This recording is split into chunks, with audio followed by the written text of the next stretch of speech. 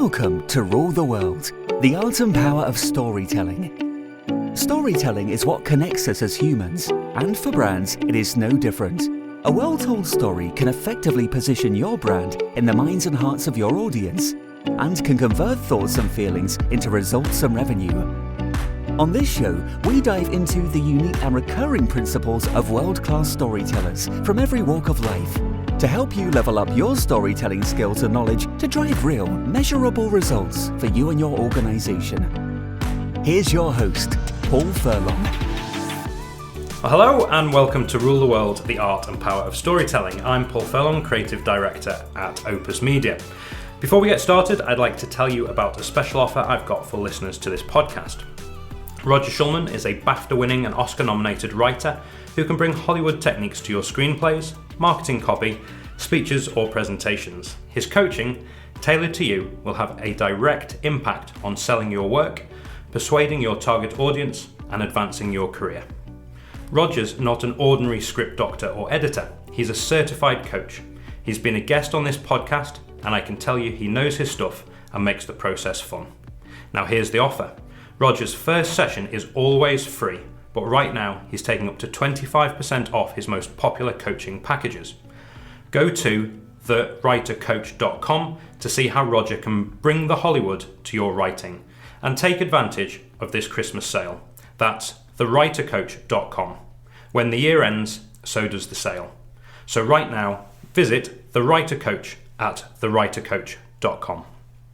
Today's guest is Ragnhild Lund Ansnes, Ronnie to her friends, a journalist, presenter, blogger, motivational speaker and author. Hey Ronnie, welcome to the show. Thank you.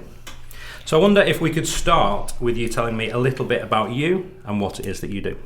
Well, I grew up in the very north of Norway, up in the Arctics. We're talking hours and hours drive north of the Arctic Circle, where the sun never gets up in winter for 2 months and where the sun never sets in summer for 2 months. So excuse my accent, but that's from my upbringing in Norway. I have been a journalist and a storytelling my whole life, really. I was 5 the first time my mom told me that I said, I'm going to be a writer. And I used to, before I could write, before I literally knew how to write, I would draw all these drawings, put them together in a book, and then I would force people to sit next to me and go through my pictures with me, and I would tell them the stories that went with the pictures. And then from there on, I would just write and write and write. But then television and radio caught me after I had my journalistic degree. I've also studied some psychology, which is very handy in both storytelling and in journalism and in writing. And one day I just didn't have any confidence anymore to write, so I ended up being a presenter on the national radio in Norway with my own entertainment show 4 nights a week after hunting down hardcore news for television before that. And through my radio show, I developed this technique where I would do portraits with really famous people that are a bit sort of too used to be interviewed in a way, and sometimes a bit reluctant because it's a part of the job and it's another day of being interviewed and studied sort of publicly. So I would start interviewing all these famous people by talking with them through a subject. So I would learn more about a certain subject and then get to know more about that person, which would make the people take their guard down, these famous people, and open up. And this technique I used throughout 10 years almost of my radio show. And I one day had a traumatic honeymoon that forced me into the art of writing football books. So there you go. That's my background. What was traumatic about the honeymoon? Oh gosh, I used to always think football fans were okay, excuse everyone I'm stepping on the toes on now, but I used to think all football fans were fat, 40 plus men, not very educated, very aggressive, swearing kind of guys. always with a beer glued to their hands. Probably not had a shower for a couple of days or 5. And that was my image of a football fan. And I thought from a journalistic perspective that football took up too much space in society. I thought, as soon as someone on the national team of football let out a little fart, it would be 4 pages in the biggest newspapers. Meanwhile, you had these incredible bands recording these amazing albums, or authors writing these awesome books, and then they would get like a tiny little note in the corner of the paper. So from my professional point of view, I always thought football was extremely overrated when I was younger. But then I met this man, this guitarist and music producer called Jostein, and I didn't realize how big of a fan he was of Liverpool Football Club, and had been since he was a kid. And if I'd known, I would never have married him because of my sort of look on football. But I figured out too late how crazy it's about Liverpool Football Club, and I didn't really figure it out until our honeymoon, you see. Do you want me to tell you what happened? You've got me intrigued now. You're just looking at me going, where is she going with this? Well, you piqued my curiosity. Thank you, that's great. Well, you see, we were going to get married on the 21st of May 2005. And at this point, when you are in your 20s and trying to make a living out of your talent, I had 4 radio shows a week, and then I would cover a lot of festivals, music festivals as well. As a host or a reporter. And my husband was touring Europe with his band, and at the same time setting up his first recording studio, Googling his way into how to build a recording studio. So we hardly never saw each other. So I didn't realize how big of a fan he was of Liverpool Football Club. He would sometimes catch a match in a pub, but then I thought he was just sort of getting that Saturday feeling. Didn't realize it was urgent to him to see that game. But then, when we were getting very close to our wedding, a certain final came up, and that was the Istanbul final. And Liverpool, as a lot of you listening to this now know, Liverpool hadn't been in a final for, was it 20 or 21 years?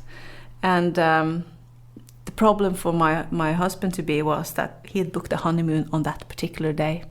And we were not just flying to Paris, we were flying across the world to Tobago, so he was missing the whole thing, and he was devastated. But just to tell a long story short, I didn't get any kisses in the air. It was supposed to be, you've seen all the Hollywood movies or the honeymoons, they're supposed to be the trip of a lifetime.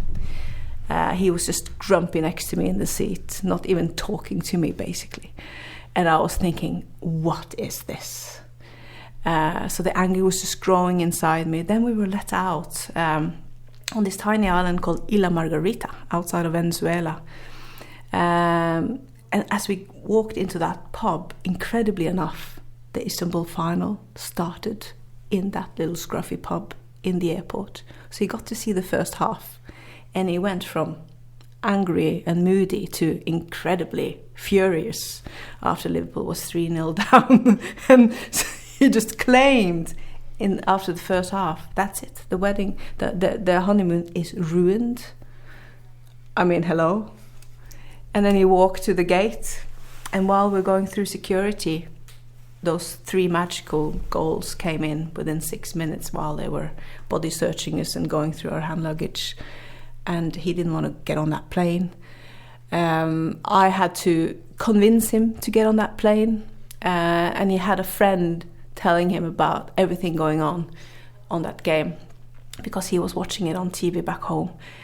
And then he had to turn off his phone, and he was crushed. It's the first time I've seen him so pale. He wasn't hardly able to breathe. He was so upset, missing out on this second half of this big final. And I thought, oh my God, what have I married? But it gets worse. So we get the captain, actually, to update us on this game. So he flies us to Tobago, through second half, through both the extras, lands us straight before the penalty shootout. And what happens in that arrival hall in Tobago was one of those traumatic moments in life for me that made me quit my job as a presenter and start writing about something I really truly hated, football.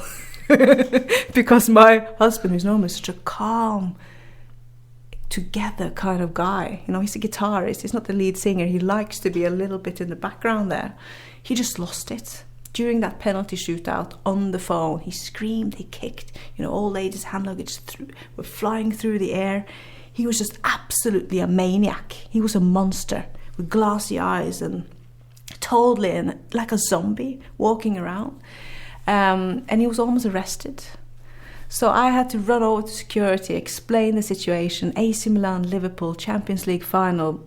And that's when I realised, just a little bit too late, my husband is a crazy, crazy Liverpool fan. He was sliding at this point on his knees along the concrete grey floor while his voice was just hitting the white concrete walls while he was screaming, yeah! And that's when Liverpool won the Champions League for the 5th time and actually got to keep the cup. And I just realised, I've married a football team as well as this man. I'm stuck with this football team who's going to interfere with my life. If it can take such a big chunk out of such a big thing as my marriage, what else do I have coming up in my life to compete with these guys in Liverpool? So I decided I need to figure out, what do football give the fans? What's the positive sides of football?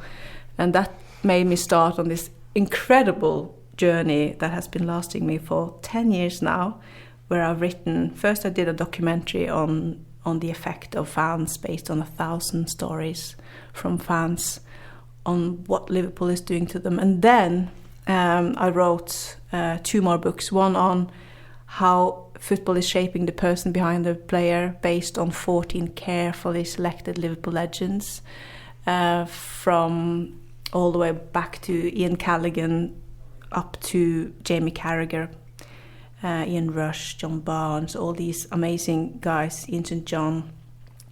And then my most recent project was Liverpool Captains, where I looked at the middle management in football and interviewed the 16 biggest major captains still alive to look at leadership, which was an incredible and very ambitious journey, because half of these guys never give out interviews like that.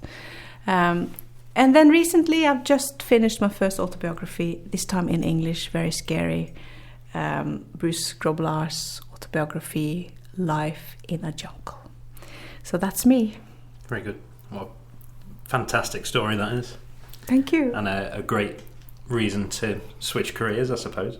Yeah, it just completely took me. And along the way, I went from being this objective on the outside journalist, which was very essential for me to be able to do that first book. It took me 3 years to write Liverpool Hearts.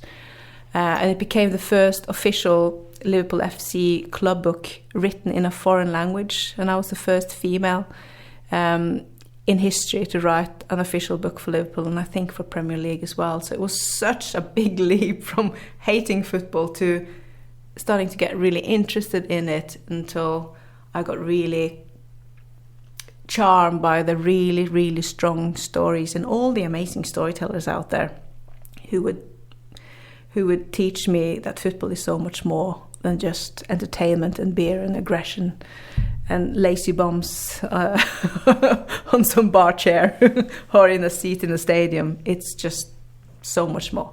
It's really about society and what we battle with, and it's been a very interesting journey.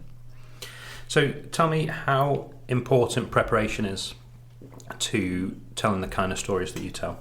Well, for me, when I moved into football, I don't know how many books I read to catch up on a little bit of the knowledge, the history.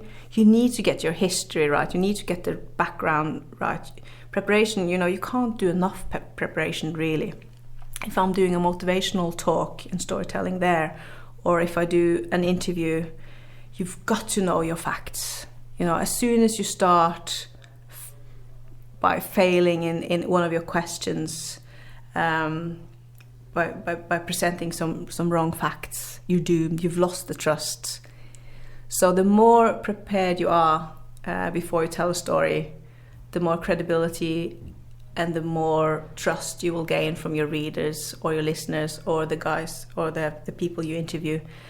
So I went through so many books. Some of them bored me to death. I have to say, they're so alike, these football biographies, and so many of these fan books are very similar.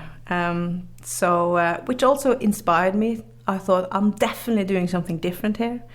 I definitely want to tell the stories in a different way, because they were so factual based, these football books.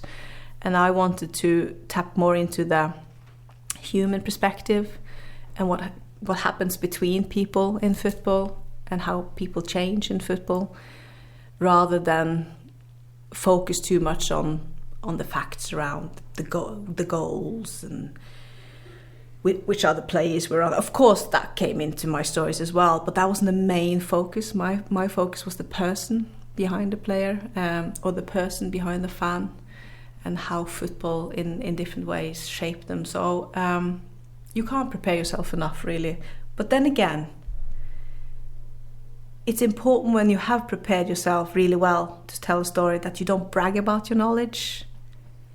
So in an interview, to bring out stories from people, to create, don't sit there and throw around all the knowledge you know just to sort of tell the world how much you've read, because that's just going to kill the story that you're after. You just need that knowledge as a safety net to ask the right and the cool questions to create these universes of amazing stories. But don't sit there and just babble on about all this knowledge you have actually spent all this time achieving. Because what annoys me the most in football journalism and in sports journalism and in music journalism, is if you listen to how journalists often ask their questions, they just want to analyze the game or the album or the song or brag about the knowledge, instead of asking these open questions to get the interesting answers for their stories. So once you've done the preparation and the reading and the research that you need to ask the questions, what preparation do you do to take the answers that you've had to then put it into the book to further tell that story? I always listen through the interview a couple of times. It's really nice to just put them on the air and then do a hike in nature if possible.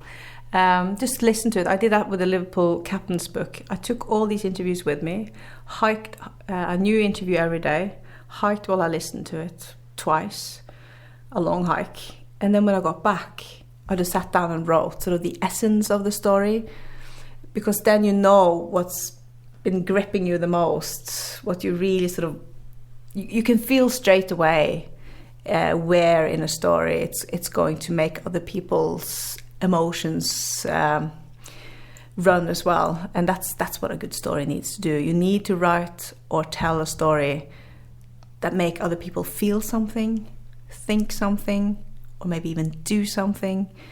And in order to do that, you need to find these sort of special little stories within the big interview that will do that will create those emotions and will create that interest and enthusiasm, really.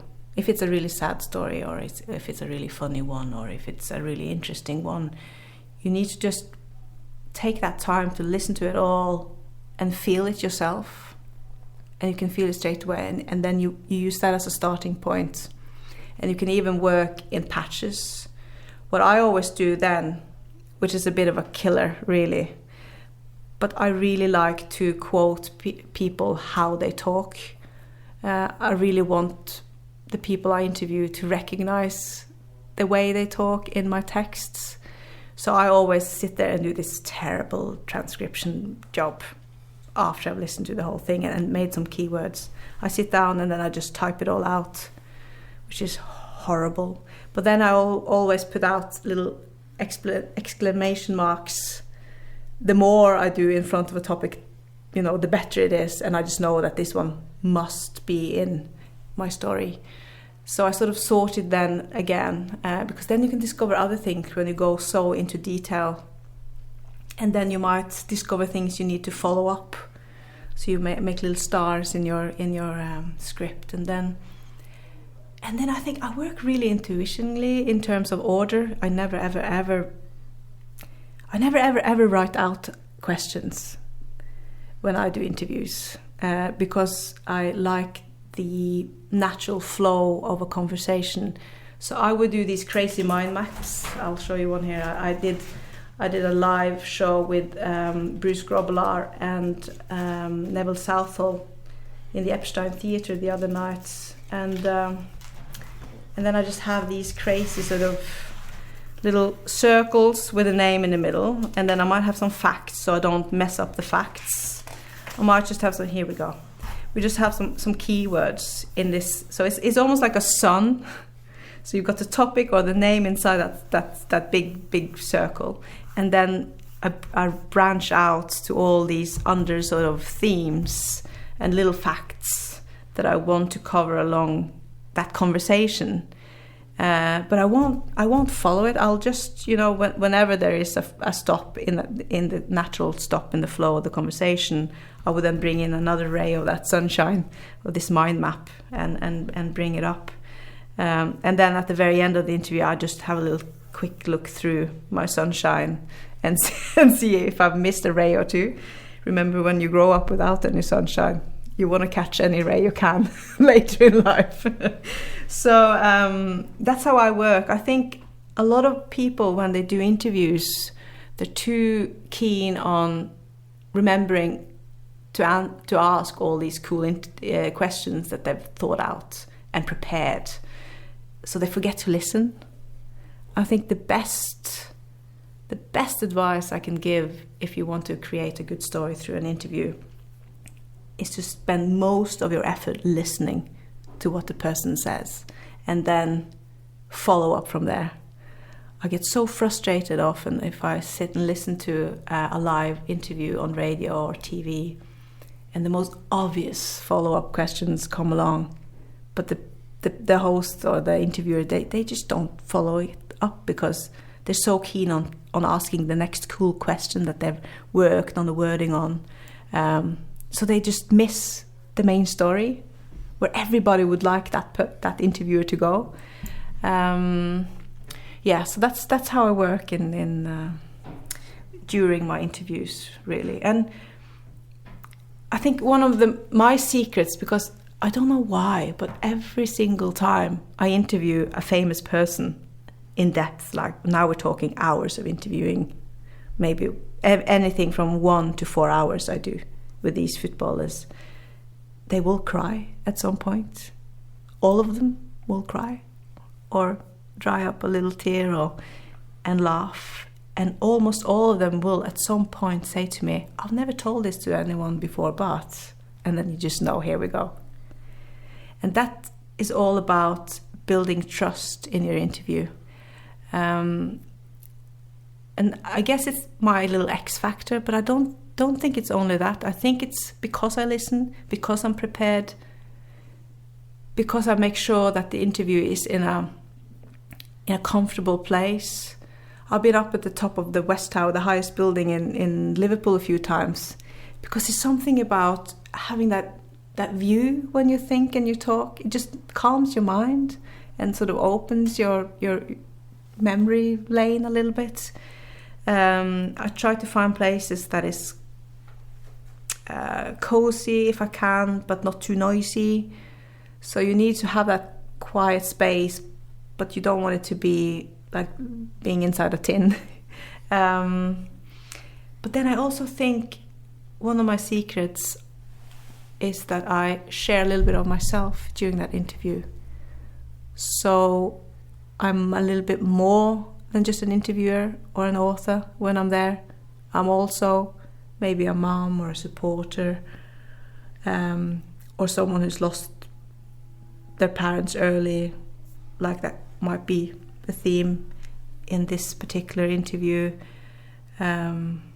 I might be that one who also lost a friend in suicide, and I'm not afraid of saying that. If that's a part of the interview, I share of my experiences as well.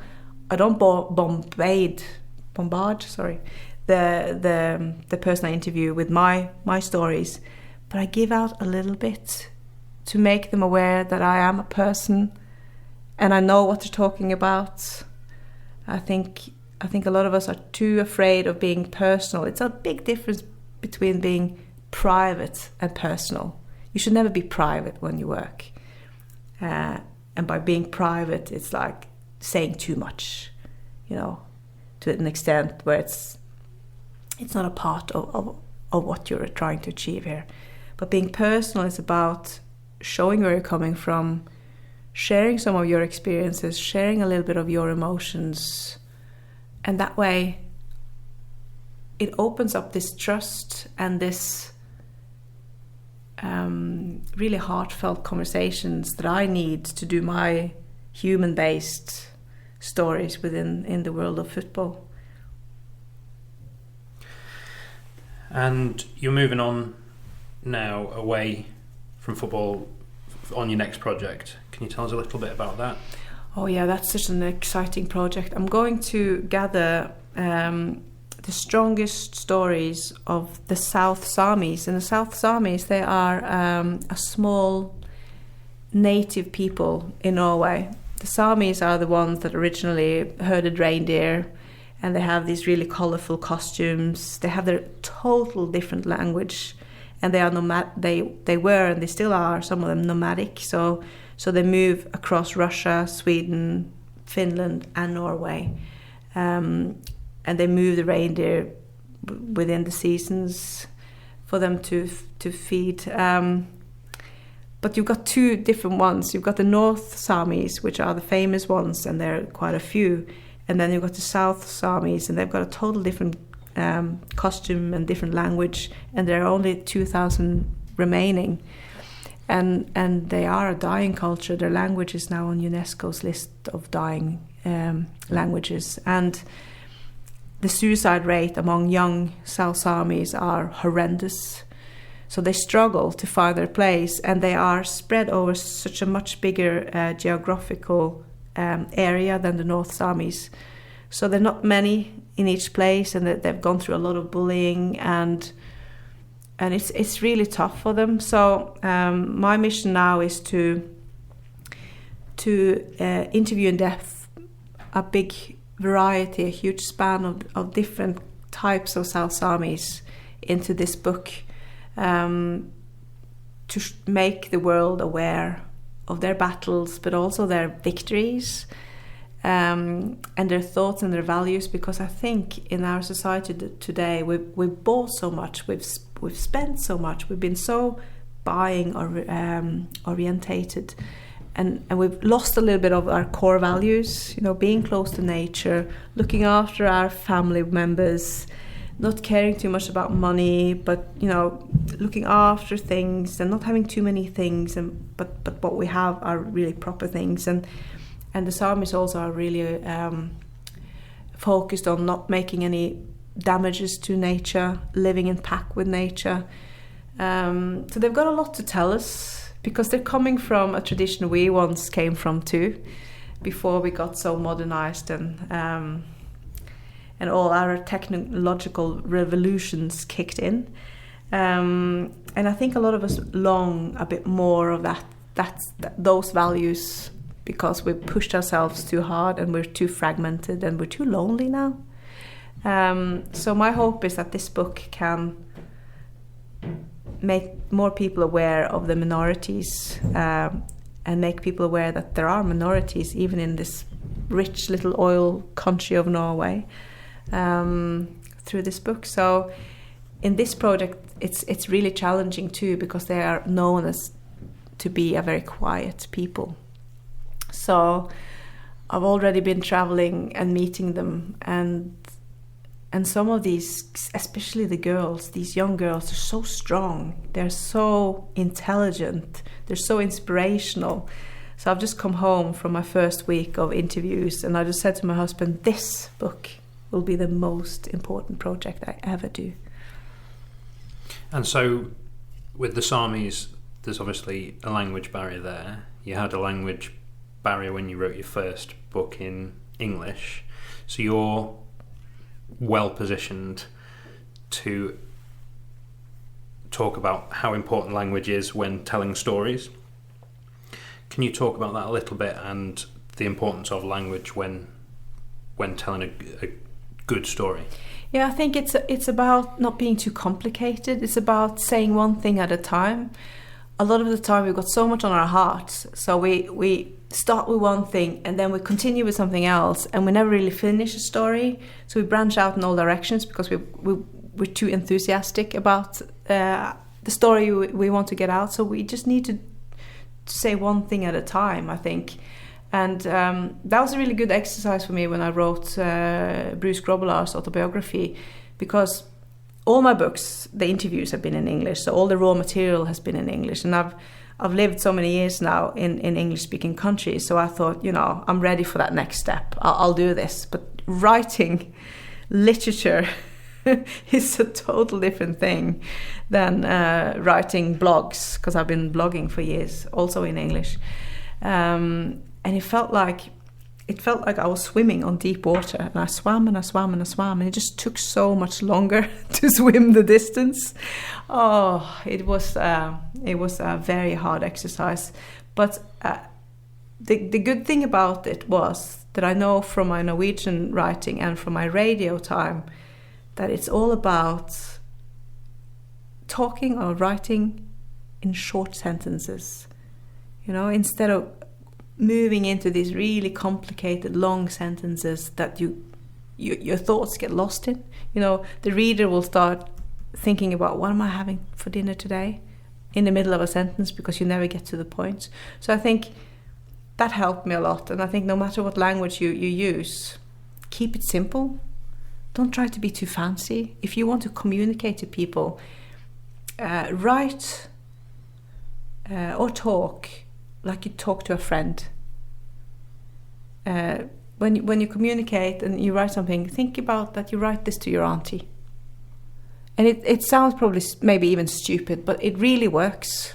And then you can pimp it up with some cool little fancy words, throw them in here and there afterwards. But while you write, while you tell that story, do it, make it flow. Write it as you would have written it to your friend, and then, posh it up a little after, if you like. I like that. So, of all of the knowledge that you have around storytelling, of all the things we've talked about here, or maybe something that we've not talked about, when we're thinking about businesses telling stories to sell more, what would be the main piece of advice you would give to someone who is thinking about putting a story together to go into maybe a sales meeting or to sell an idea? What would the one piece of advice be that you would give? I think you really need to show where you're coming from. You need to show your true values. You need to show what you stand for, or what the product stands for, or what the business stands for, or what your staff stands for. Show the values and the people behind the product or the firm or the business, because that will buy you loyalty. Because if you rather buy a value or real people rather than just a thing or a product, people would love that a lot more. If you know that this company really supports this and that, and it's very good for the world, and you manage to communicate that, I would buy that. If it's between two different computers and I know that Apple is supporting Africa and water shortage, this is just like a silly example, I would go for Apple rather than Samsung. If you can manage to show the real people or the values behind, I think that's a great starting point. And then build stories around that, or build stories around what sort of values that product or that company brings to people. How do that product or this business make people's lives better? Core values that everybody will recognize, because it's important to every single one of us. And it's really easy because we all need the basic needs fulfilled. So obviously if you see an ad with a child lost, homeless, can't find his or her parents, it's going to affect us, because we all need to have those basic needs in that Maslow pyramid covered. But then when you come further up in the pyramid, we all need, and it's so simple as well, we all need to feel appreciated, we all need to feel seen, and we all need to feel loved. So if your business can make commercials or ads that can make the customers feel appreciated, seen, and loved, you've got the bullseye. I like that. So just a couple of quick fire questions for you, if that's okay, Ronnie. Who do you think of when you hear the word story, and why? Roald Dahl. Because he has just made millions of children expand their imagination and their love for books. And if you don't read in this generation coming up now after us, that's going to be the biggest gap between who succeed and not, because all the moms and dads around now, I think I'm not the only one, will always fight the kids in terms of how much time you spend on your screens. And I force my kids to read, and they, poor things, need to read in both English and Norwegian because they can't forget their mother language, native language, sorry. And I tell them that when you are going to, no matter what you want to do in life, if you want to become a good salesman, if you want to become a head of a firm, or if you want to become a lawyer, or if you want to become a doctor, or if you want to become a business developer or a footballer, you need to be good at talking. You need to be good at storytelling, because that will make you be the one they choose over another one. If you can present yourself, or if you can sell your ideas well, you'll win the race. So Roald Dahl for sure. And do you have a particular favourite? Oh, there are so many. Charlie and the Chocolate Factory, I think, is definitely one of my favorites. But also George, is it called Magical Medicine in English? George's Marvelous Medicine. Marvelous Medicine, yeah. Because it's just so insane, crazy. It's just like, but you know, no, there's so many good ones, and they're so. And what you call him in English, the big happy giant, the big friendly BFG, yeah. Crazy how all these big giants just wander around at night and eat children, and then you end up having dining with the queen. It's just, you know, I just wish more people could think borderless when they tell stories.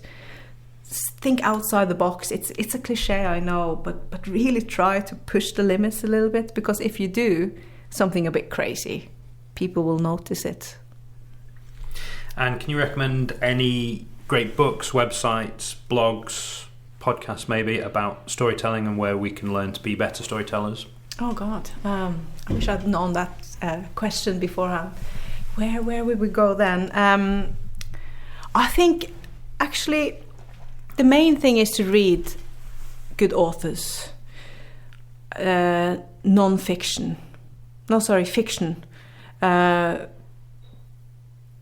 because they just do it so well. And if you're into crime, they're probably the best storytellers of them all.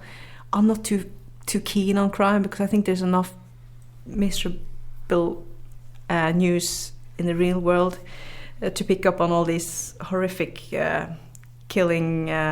fictional killings. But they do the best. They are the best storytellers. When I was going to learn how to write from being a radio and TV presenter, I asked one of Norway's best crime writers to be my consultant and to teach me how to write, because he mastered that art of holding back, giving a little bit, holding back, giving a little bit more, holding back, and then just sort of dragging you through a story. So I would recommend reading crime if you're into that sort of. Well, you can tell that you're great at that, because you did that right at the beginning with the story. At the very start, you kept me curious all the way through, to the point where you even said to me, do you want me to carry on? and I had to know how that story ended with your honeymoon. So you can tell that you're excellent. You can clearly tell that you're an excellent storyteller, but that holding that little bit of holding back and keeping the audience curious is those cliffhangers, as we say. Yeah, clearly something that you've got going for you. And finally, where can we find out more about you? Where can we find you online? Where can we get hold of your books? Well, I'm working with a publisher called Die Kubertine, so you can find them, my books, my two latest one, Life in a Jungle with Bruce Groblar, and my Liverpool Captains. It's just now out in paperback, which is so cool. It's my first paperback, which means it's been selling really well. I was terrified when I published that in English, because it was like my big sort of debut in England, even though my Liverpool FC Heroes came out a few years before. This was like my big debut, because the Heroes one came out just as my publisher ended the contract with LFC. Now they've got it back again. So they were so heartbroken, so they only published one print. So it got me a little bit in the middle of nowhere. But I remember it was just at this time of year, just before Christmas, and the Liverpool Echo made a list of the best sports books of 2016, I think it was, when my hardback came out in England, and my book made that shortlist. That was such an incredible, proud feeling. That was like, just made my Christmas that year, because I think I even cried a little bit, because there are not many females doing what I'm doing, and I truly believe that we need to bring different color and personalities into sports writing, and also other aspects of business management, etc. So that was a very, very, very cool mid-December a couple of years ago when they rated it outstanding.